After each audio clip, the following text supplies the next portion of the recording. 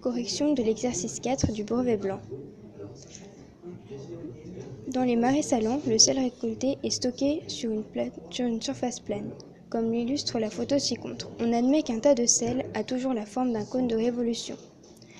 Pascal souhaite déterminer la hauteur d'un cône de sel de diamètre de 5 mètres. Il possède un bâton d'une longueur d'1 mètre.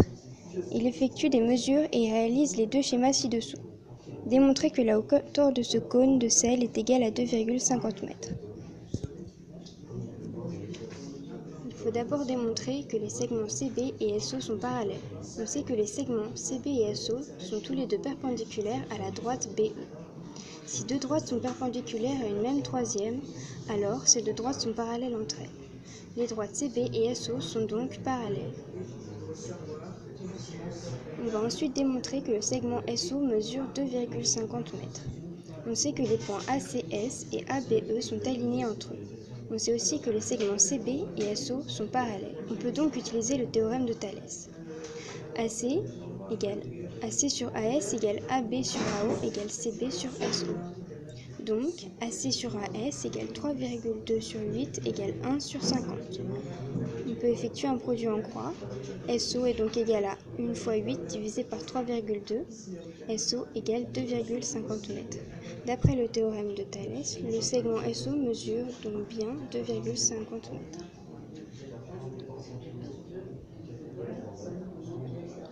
On va ensuite déterminer en mètres cubes le volume de sel contenu dans ce cône. Le résultat sera arrondi au mètre cube près. Le volume d'un cône est égal à pi fois rayon au carré fois hauteur divisé par 3. Le volume de ce cône est donc égal à pi fois 2,5 au carré fois 2,5 divisé par 3, ce qui est environ égal à 16 mètres cubes. Ce cône de sel a donc un volume d'environ 16 mètres cubes. Le sel est ensuite stocké dans un entrepôt sous la forme d'un cône de volume de 1000 mètres cubes.